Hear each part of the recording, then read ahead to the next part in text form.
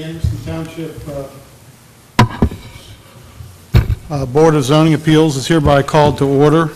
This board was established pursuant to Section 519.13 of the Ohio Revised Code by the Anderson Township trustees to provide administrative relief to any person or entity adversely affected by the Anderson Township zoning resolution. Betty, could you please call the roll?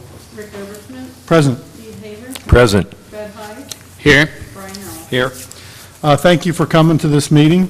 Please be aware that this meeting is audio and videotaped and may be carried live on local cable television. First, I'll outline our procedures. A summary of the appeal is presented by the staff, and then the appellant will have the opportunity to present their case. Board members may then ask questions of the appellant. After that, any other person present who's supporting the appeal will be permitted to testify after being recognized by the chair. When those persons supporting the appeal are finished, any of those here opposed to the appeal will be permitted to testify. All persons wishing to testify must be sworn in. When testifying, please come to either of the microphones, state your name, address, and affiliation to the case. We'll try to limit the testimony to non-repetitive, so if the person in front of you said something, you don't need to repeat it. And then please direct all your comments to the board. Now at this point, anybody who wishes to give testimony, if you're going to talk in front of the mics this morning, please stand, or this evening, please stand, raise your right hand, repeat it to me. Do you swear to tell the truth, the whole truth, and nothing but the truth, so help you God? I do. Thank you. Any changes to the agenda from staff? First matter is the approval of minutes from October 4th. I believe people had the opportunity to comment and revised minutes were circulated. Mr. Chair, I move that we approve the minutes of October 4th meeting 2012 as amended. Second. All in favor? Aye. Aye. Thank you. Our first case is Case 9, 2012 BZA, Paul Favorito, is the property owner. This is a case that I'm going to abstain from since I live right around the corner and know the applicants. So I will turn it over to Mr. Elliff to handle the balance of this case. Okay, thanks, Mr. Oberschmidt. And ask staff for a summary of the case, please. Sure. So this case at 3139 Killington Lane, Dr. Paul Favorito is the property owner and has obtained a zoning certificate for an accessory structure of an outdoor living area. At this time, they would like to request that that structure be attached to the house by a small roof. This will impact the setback, as at that point it will be considered an addition to the home rather than an accessory structure. And the applicant is requesting a reduced setback of 25 feet in the rear yard. This is coming before the Board of Zoning Appeals for variance request for that. This property is located both in a AA single-family zone as well as a AA CUP community unit plan. The community unit plan was established through Resolution 93061701 and established the reduced yard setback there of 50 feet, whereas in the AA district, 60 feet is typically required. We've got an aerial photo showing kind of surrounding conditions there. The accessory structure is currently being constructed in this location in the rear yard. And you can see here a site plan depicting that. Here are several elevations of the proposed structure. And we have some site photos of the structure as well as surrounding conditions. This is the area in which a roof is being proposed. Staff is of the opinion that the essential character of the neighborhood will not be substantially altered by allowing this variance. The accessory structure is permitted by the zoning resolution in this current location, and the request is merely for the attachment of it to the home with a small roof. The variance would not adversely affect the delivery of governmental services, and the spirit and intent behind the zoning requirement would be observed.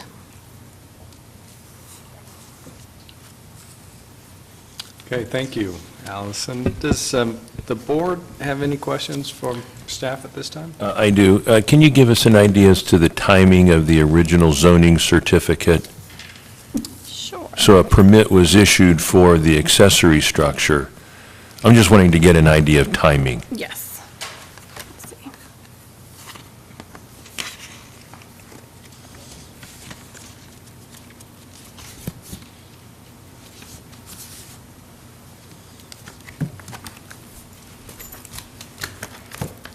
It was early September. Okay.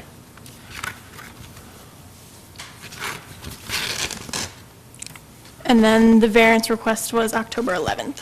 So early September, the original permit and zoning approval for the accessory structure, and then the desire to add the roof connecting them, meaning that it transitioned from a accessory structure to an addition, was then early October. Wonderful, thank you. Thank you, Mr. Haber. Mr. Hayes, do you have any questions? I have one question. If this structure was enclosed in any way, it would be more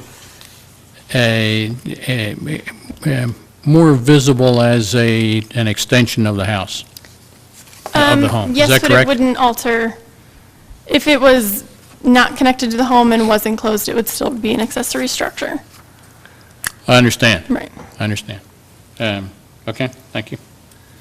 And I have one question for you, Allison. And you see this, it's interesting, as it's sitting there, as we see it in the picture, it's basically allowed, Yes.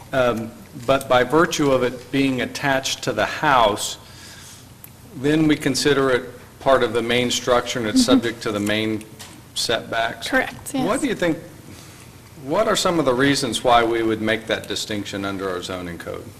The way that we have it written is that any attachment to the home, be it through lattice work or a trellis or even a small roof, is that it becomes an addition to the home because it is attached. So it's just kind of a baseline rule Yeah. that we follow? Okay. The intent that I saw as I read the code, though, is the resolution, was that we want backyard green space. Okay, all right.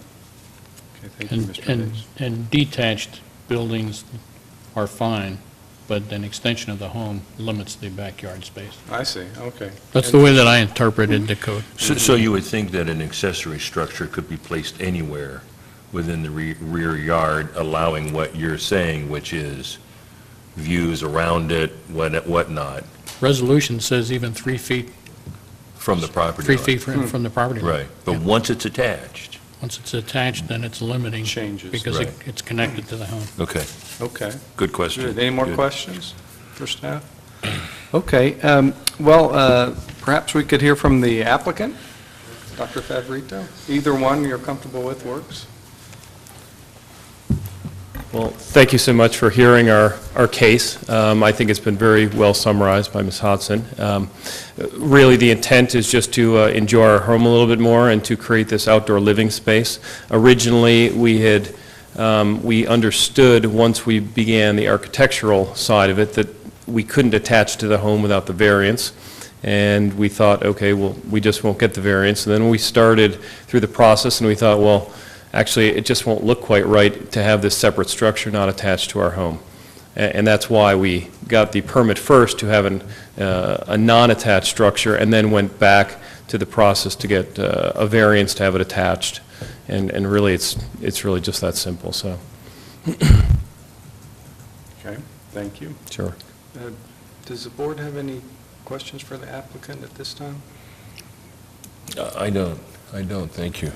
Mr. Hayes? I do. Yes. Is there any intention, I mean, you're changing your thinking on what you want back there. Is there ever any intention to enclose this facility in any way? No. No. No, it's not, the design that it is right now, I suppose it's possible to do that, but that's really not our intent. It's really an outdoor living space. We're going to have a grill out there, we'll have a fireplace, so it's really, it's not supposed to be a 12-month a year, go outside and there'll be heating and air conditioning. It's really, you know, when the weather's enjoyable, we can go sit out there. When it gets a little cool, use the fireplace in the summer, be able to go out to a covered structure and enjoy it, so no intent to enclose it. And so you would not be concerned about any limitation that would say that it cannot be enclosed in the future? I would not have any objections to that. Okay, thank you. And the only question I had is by virtue of having this roof, you said already it was aesthetic primarily, would it really change your use of this outdoor space at all? Potentially, yes, because the distance between our home and the structure, at least in one location, is about 6 or 7 feet. So if it's raining, like today, we're going to have a stamped concrete surface, which ideally would stay dry, and if it's not dry, it could potentially be slippery. So probably, yes, I would see water going in there and then getting inside of the actual structure itself, so yes. Makes sense. Okay, thank you. Is there anybody else who'd like to speak in favor of this case? And seeing none, yes, sir, please come up and give your name and address, please. My name is David Smith, and I live in the subdivision at 8220 Wycliffe. I'm sorry. What? I don't think he was sworn in. Were you sworn in? No, I didn't stand up at the time. Oh, you didn't? Well, let's swear you in if you wouldn't mind. Okay. Do you swear to tell the truth, the whole truth, and nothing but the truth, so help you God? Yes, I do. Okay, thank you. Please Thank proceed. you. Thank you. Sorry. I just wanted, and I'm also the president of the homeowners association for the subdivision, and, and we looked at this structure previously in it, and, the aesthetic value and the way it looks certainly adds value to the neighborhood, and the requests that from our standpoint look very, very reasonable, and most of the structure and even the things that he is adding to it is not visible from the street, so it's strictly for their private space. And for that standpoint, I think it adds value and increases the value of the use of the home plus in the subdivision. Thank you. Any questions? Okay, thank you, sir. Thank you. Anybody else who'd like to speak in favor? Seeing none, anybody who's opposed to this application? Okay, seeing none, we'll close the public comment portion of the hearing.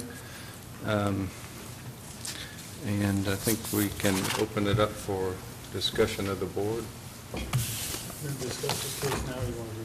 I think Allison, how would you like us to proceed? Shall we discuss it now, or? Up to you. Okay, well, we can, okay, It'd make it easier with him. to go ahead and discuss it now. Well, why don't we go ahead and do that? Mr. Haber, do you have any comments?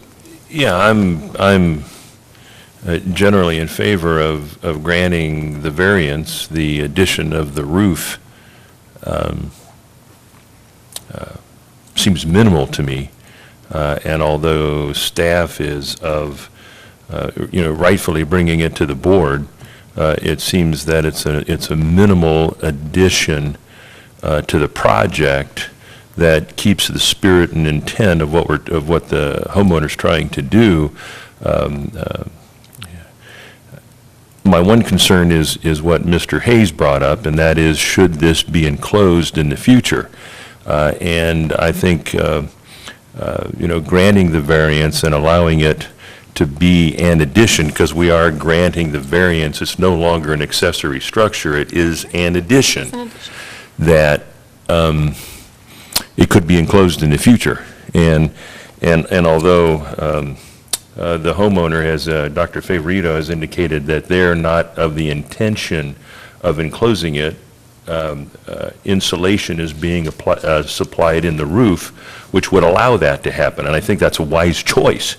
If I was an architect, a designer, a homeowner, it would make sense to me that I could put some simple insulation in there now, so if I wanted to enclose it in the future, it would make sense. So I think the question that I have in my mind right now that I throw out to both of you is, I'm certainly in favor of granting the variance, the roof connector between the two being a minimal gesture, yet meaning that it's an addition. Do we want to put on some conditions to it that would mean that this truly would act as an accessory structure in the future rather than as an addition? And I would like to hear both of your opinions on that as well. That is precisely what I was laying the groundwork for, and I completely agree. The connection of the roof is minimal to me. I just want some guarantee that the structure will not be enclosed in the future and not look like an addition to the house. It will continue to look like an outside facility. It's an interesting case. We see more sophisticated outdoor uses of property, I think, and this looks like a very nice one with the grill, and that's why I asked the question of Allison of the difference between the two. I think this is going to be a use that is very much contemplated to be an accessory type outdoor use. I think these are good points about just having a condition that it not be enclosed. I heard the applicant say he didn't have any intention to do so, so that would be, although that was an interesting observation that the roof insulation's going in, I hadn't noted that. Right. So, Right. so I'd be in agreement. Can I make a comment? I don't think we can. Thank you. A question on the condition, does the, granting the variance with a condition, for example, that it would remain open, does that remain in perpetuity? That would remain in perpetuity, that if the homeowner sold the house, Yes, the that variance would run with the property. the variance runs with the property. Okay. And I think, too, if he ever, for some reason, wanted to do that, then they could come back to the board if they so, chose to do so. Mm-hmm. But I think it would be still something that would come before the board if they wanted to change it. Let me raise one other thing, that if we, if, for example, we were not moving forward with the variance and it remained an accessory structure, the accessory structure could be enclosed. That's true, yes. So all we're talking about is this roof connector. And perhaps the issue would be to, if I were to enclose it in the future, I might want to make some kind of a breezeway or enclosure that would connect the house then to the outdoor space. And perhaps then the condition might be that the space between the outdoor living area and the house remain open. Well, or you could just make the, did they show on the Okay, plans because- the connecting roof structure? I guess they do, don't they? It's- It's in there. I think if we just limited that it has to be built in conformance with the plans, then that would probably take care of all those things. Well, the issue for me was that it continued to be kept in conformance with the plans. Right. And Right. not just built now, it's not significantly modified in the future, was the concern that I had. But I agree with Mr. Haber, the limitation is in the breezeway, otherwise the accessory structure could very well be completely enclosed. Right. Yeah. Right. So I would be in favor of granting the variance with the condition that the connector be left open. The connector. Is that how it's shown on the plan now? I Mhm. Yes. can't tell Right. on this plan. Right. Okay. Right, you've got the two structures, and then there's just merely a roof on top. Yeah, I totally agree. And that would make sense to me.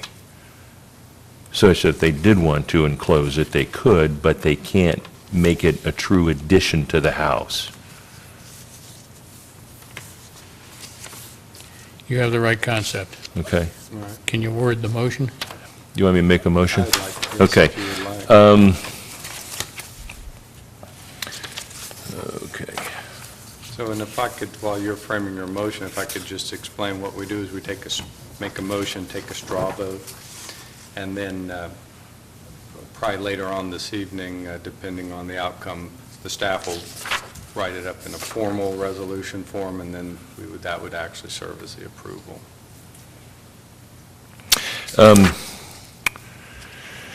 Let's see. In the case of, case number 9-2012 BZA at 3139 Killington Lane, I move that we grant the variance of the construction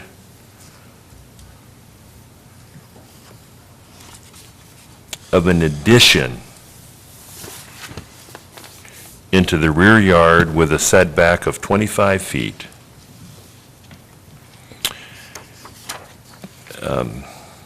That is connected to the primary residence with a, only by a roof connector, and for the following reasons, that the variance is not substantial, and we've had testimony by staff that they do not believe that the variance is substantial. The essential character of the neighborhood is not going to be substantially altered, and adjoining properties would not suffer a substantial detriment as a result of the variance. In fact, we've had testimony of the president of the homeowners, if I'm getting that right, of the local association that is in support of the project. The variance is not going to adversely affect the delivery of governmental services. It seems that the owner's predicament is easily satisfied by providing a simple roof cover between the main addition and the primary household. The spirit and intent behind the zoning requirement is going to be observed, and substantial justice is being done in granting the variance. That construction of the addition and roof connector are in conformance to the three drawings dated August 21st, 2012.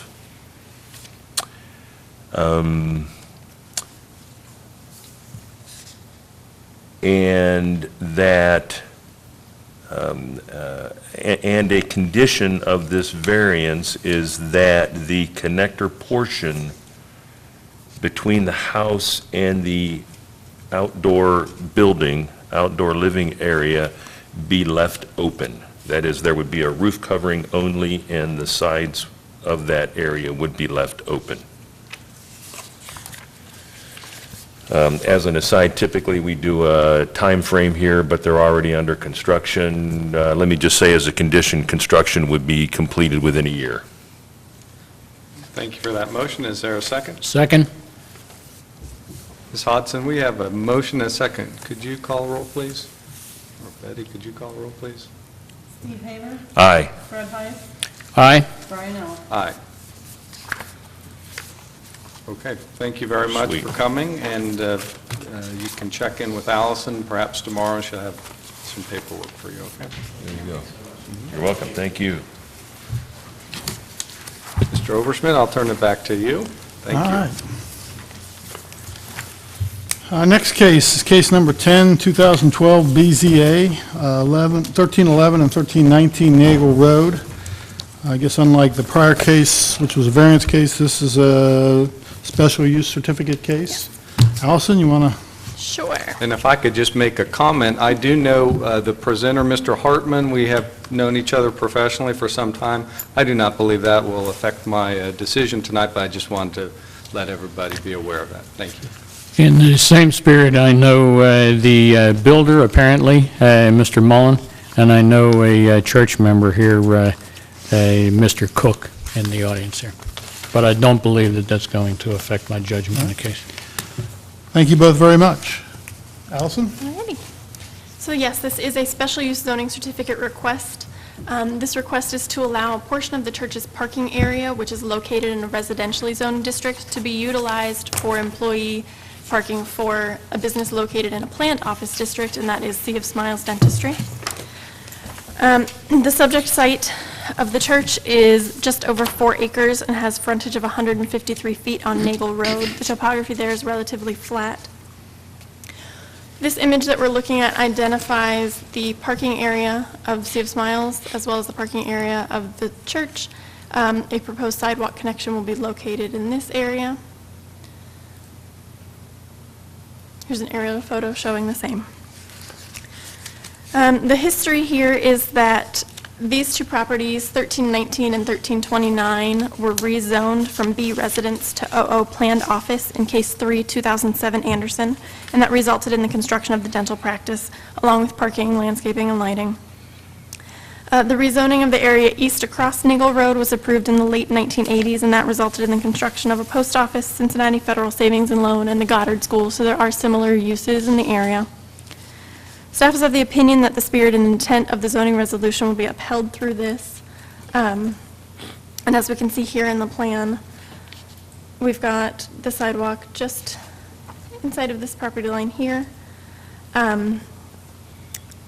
The zoning resolution identifies future use of this area to be mixed in nature. So the use of a parking area within a residential district would not be that unusual. In the staff report, we originally stated that in order to ensure the screening of adjacent properties, a landscape buffer should be installed in this area. Since then, we've had several conversations with the applicant and have got a better picture of where exactly this property line is, and it's anywhere from 5 to 10 feet inside of an existing landscape buffer, so there is a lot of vegetation located both on this adjacent residential property as well as on the applicant's property. This proposed use should not alter any natural, scenic, or historic features of significant public interest in the area. And the proposed use, as I said, is in accordance with the comprehensive plan, which identifies this area as transitional mixed use in the future. Some photos of existing conditions there. You can sort of see the flags in this area identifying where the sidewalk is to be located, and it is just inside this vegetation. The property line does run inside of this vegetation, just in this area. Here's the view looking northwest. A view looking east at where this proposed sidewalk is expected to enter the Save Smiles property, and then looking southeast at the existing vegetation screen there. So this is a little bit different in that it is a special use request, so we'll be looking at the spirit and intent of our zoning resolution, if there will be any adverse effect on adjacent properties, the protection of public services, and then to see if it is consistent with adopted plans. Are there any questions for staff?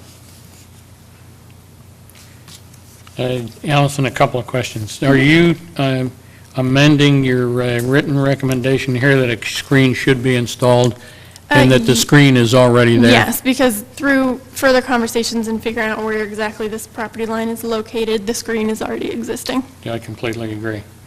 The other question that I have is, as I read through the zoning resolution, when parking is done off-site, there is usually, it's required, pages 93 and 94, that a written agreement be completed. Yes, and we do have one on file. There is one on file. Okay, very good. Thank you. Steve, any questions? No, I don't. Thank you. I had just one question. Your recommendation also talked about lighting in the area should have a certain measure of foot candles at the property line. I guess we can ask the applicant what the lighting. Yeah, we don't have a lighting plan submitted. Their letter does speak to some lower lighting there. The 0.1 foot candles is just the requirement of the zoning resolution. All right, thank you. Would the applicant or the applicant's representative like to pick a mic and talk to us for a little bit? Yes, sir. Thank you. My name is Carl Hartman, civil engineer. I'm representing the CS Smiles Dental Services. Dr. Gianantonio is not with us this evening because he's celebrating his wife's birthday. And Smart man. Yes, and so I guess his priority is definitely maybe with his wife. We have, I think, here a win-win-win situation, win for everybody. We have currently the dentist office, which Mr. Mullins here built a few years ago. It's been very successful. Actually, at the times, they are running relatively short of parking spaces. We have had discussions with the church, and the church is going to win because they're going to be doing some maintenance to the church parking lot and restriping and other things for the church. I think the township will be a winner because you're going to have a successful business that will continue to be successful and service the residents of the community, coupled with the fact that, we're not going to be putting in more blacktop, or concrete, things of this nature to accommodate more parking.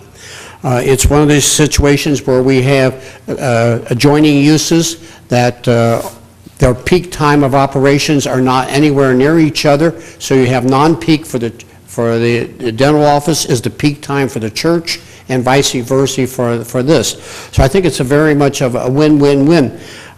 We basically are in basic agreement with the findings of the staff, although I have talked with Allison, and you can see from the picture there the thickness and the amount of honeysuckle bushes that are along the back property line between the neighboring property.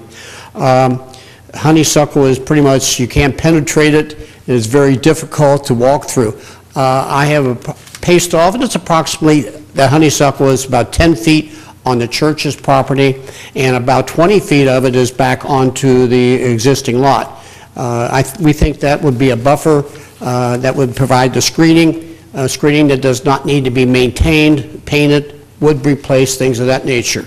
I have some photographs here that I'd like to share, which show the extent of, these were taken this week, showing the density of the honeysuckle. Folks, you don't need that. There you go.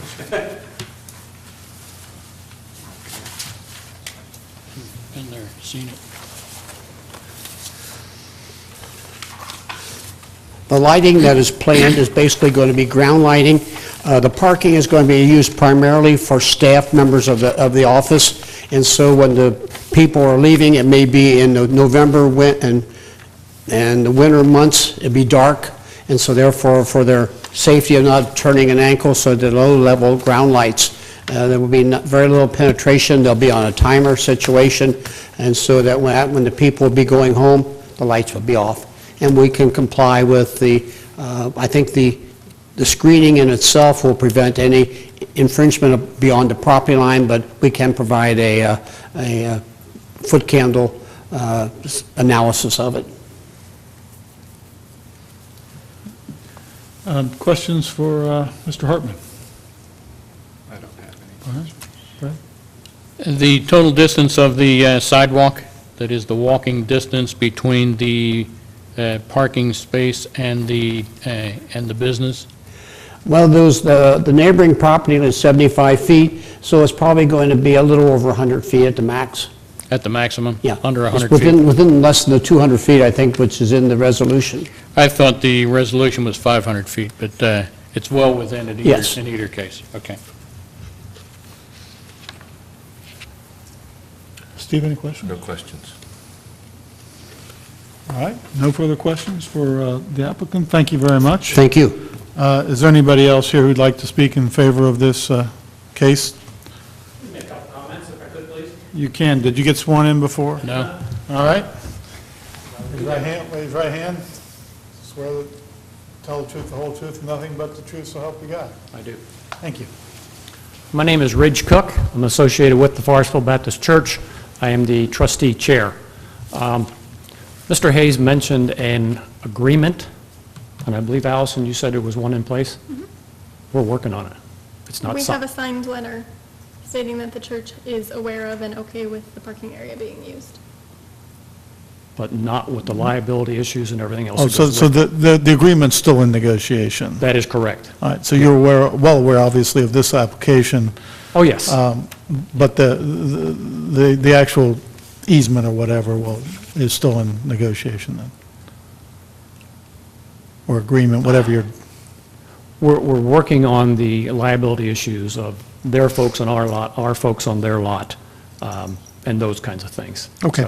So as long as that's not signed yet. We're 95% there, but it's not signed yet. Okay. The other comment that I would like to make that I'm certainly in favor of, and Carl and team and Mark have done a great job.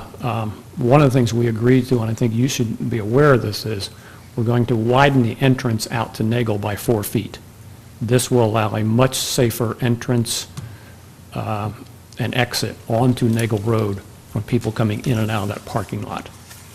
And I wanted to make sure that was noted somewhere, because for us, and I think for the doctor, that's a very valuable thing to take place as part of this agreement.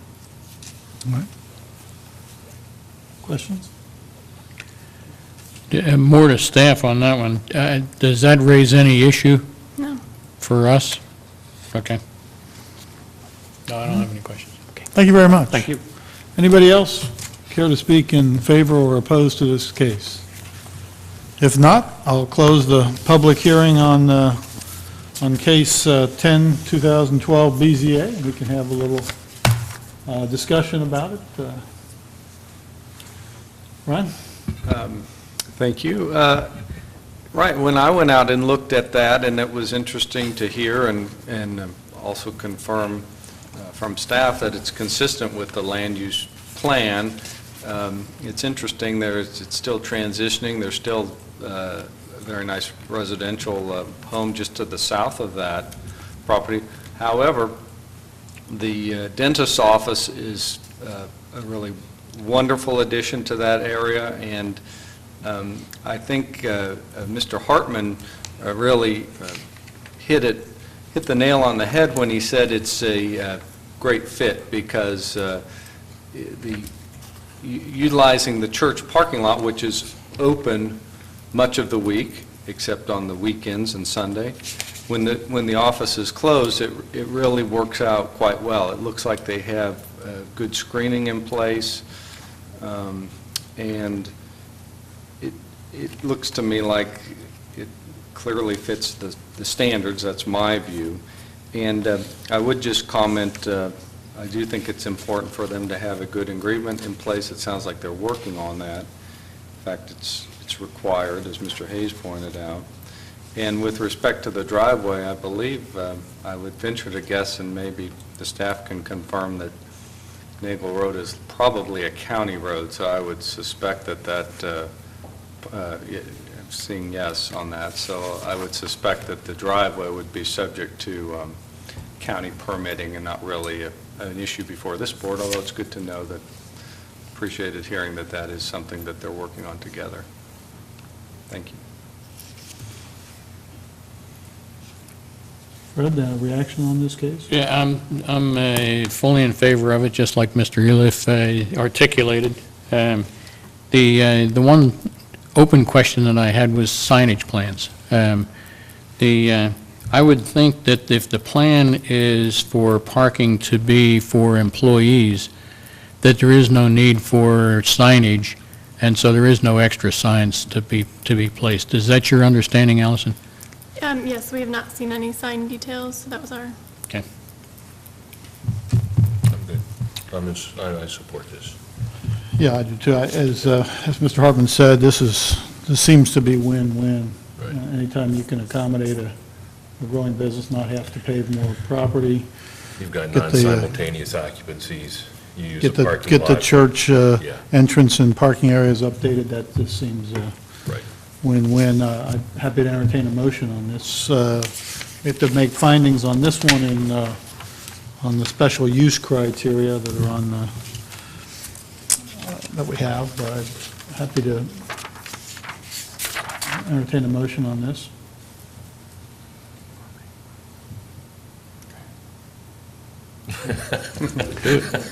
I'm not ready to. I need more practice. I'll make an attempt and accept any friendly amendments, but in case 10/2012 BCA, I move that the board approve the request for a special use zoning certificate to allow a portion of the parking area of the church in the residentially zoned district to be used for a business located in a planned office district.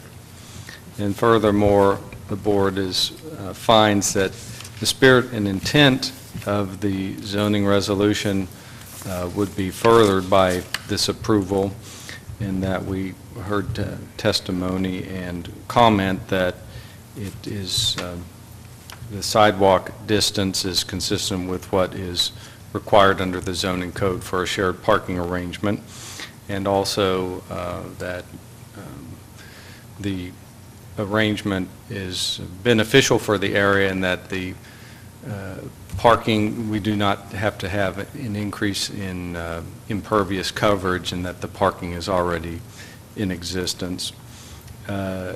Secondly, the board would find that there is no adverse impact. It's a fairly minimally sized sidewalk. The plans show it's well set back from the property lines, and we've received evidence that there's a significant additional buffer, and in addition that any lighting will be at low level and in conformance with sidewalk lighting. With regard to protection of public services, there will be no adverse impact on any natural, scenic, or historic features of significant public interest. And lastly, we've heard testimony that this proposed use and this proposed sharing arrangement is in conformance with the land use plan for the area.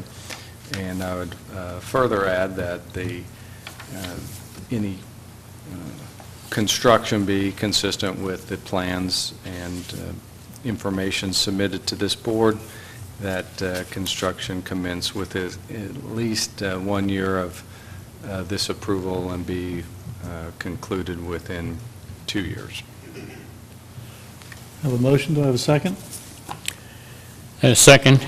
And I would also like to move a minor amendment, but a significant amendment, is that it be conditioned upon approval, mutual approval of the agreement between the two parties on the use as required by our zoning resolution. Yes, I'd accept that. Are you intending that to make sure that they have an agreement in place, that once the agreement's in place, then we can grant them the variance? Yes. Okay, gotcha. And Just and wanted I would think, I don't believe staff would issue a zoning certificate until they have that anyway, correct? So it bears mention. Right. Definitely worth mentioning. All Okay, right, thank we you. have a motion and a second. Any further discussion? Eddie? Steve Haver, Aye. Fred Hyde, Aye.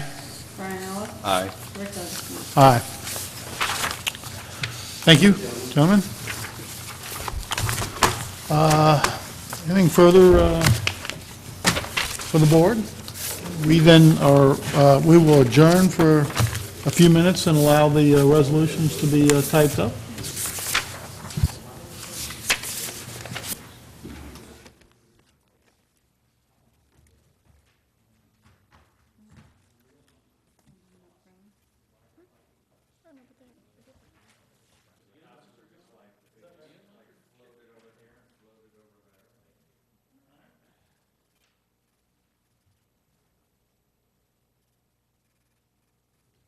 All right, we'll go back in session here.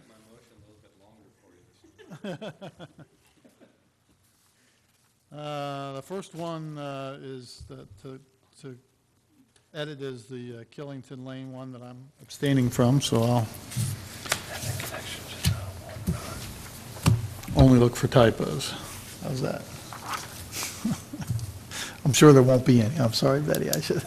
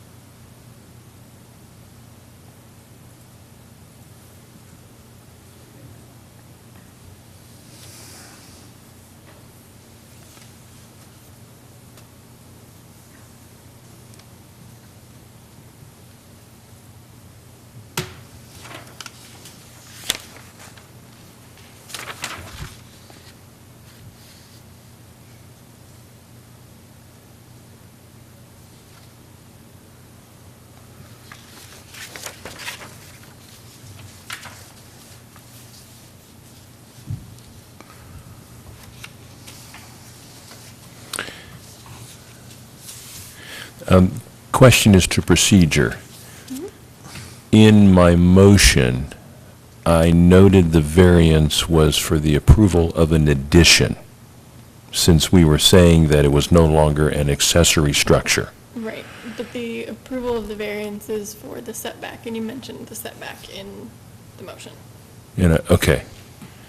So they would still be allowed an accessory structure in the future? Yes. Okay. Well, That's probably not, because accessory structures are limited to 20% of the rear yard area, and the existing one probably occupies 19, if not 20%, so they may not be Oh. able to have one in the future. God is So it's good. limited for a different reason. God Okay. is good, wonderful. Thank you. Okay. Did you say completed within 1 year or 2 years? Completed within 1 year. 1 year, okay. Right. I don't have any comments on this one. Any, Yeah, Betty, in the middle of the second paragraph, item 2, the essential character of the neighborhood would not be substantially altered, and adjoining properties would not suffer a substantial detriment. We need to insert "not" there.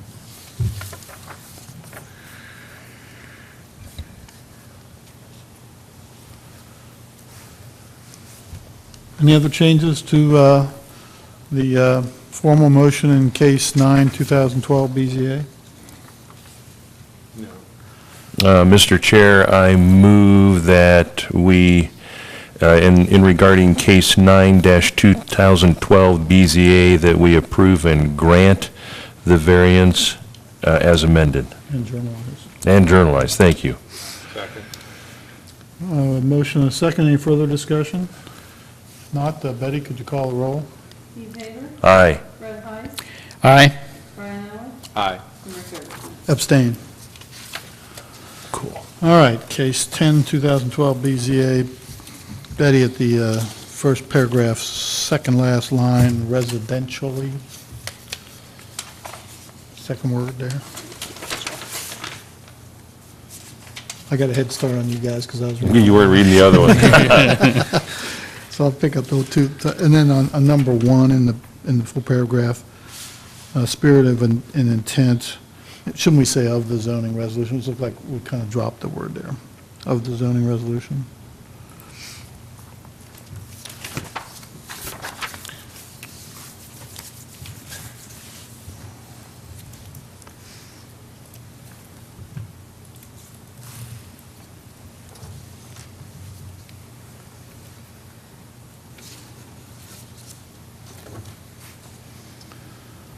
Well, they read out a procedural question for you, which is on the Favorito resolution. Do I sign that as chairman, or does Brian, since he was acting chairman of that part of the meeting? Okay, thank you. I want to make sure we don't all get out of here before you need a signature. Yep. Was the date of the drawings on number 1 the same? You mentioned that the drawings were dated August, but they usually like to date them on the date stamp that we received them, and they changed that to the October 12th Oh, date. okay. So it's fine. All right. They were Thank you. both October 12th. Oh, Thank you. They were both October 12th.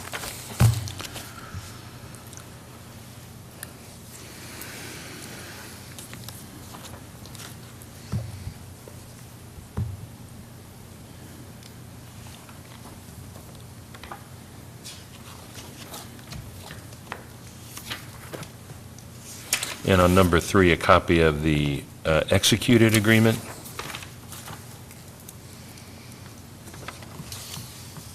And the only comment I have is just in the title, just there's an extra digit in the address, so should be for 1311 Oh, Naval Road. 13, that's 7 in front of 7. it.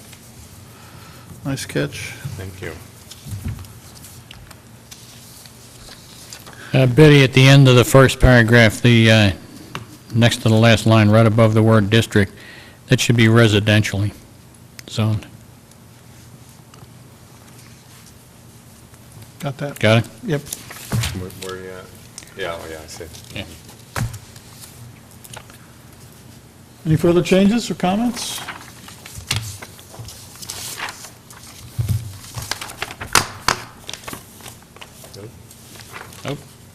not, I'll entertain a motion. Mr. Chairman, case 10, 2012 BZA, I move to approve the decision as journalized with the modifications submitted by the board. Second? Motion and a second. Any further discussion? Not. Betty, would you call roll, please? Steve Favor, Aye. Brad Heiss, Aye. Brian Ellis, Aye. Rick Overschmidt. Aye. Sweet. No further business. Declare this adjourned. Thank you. Good job.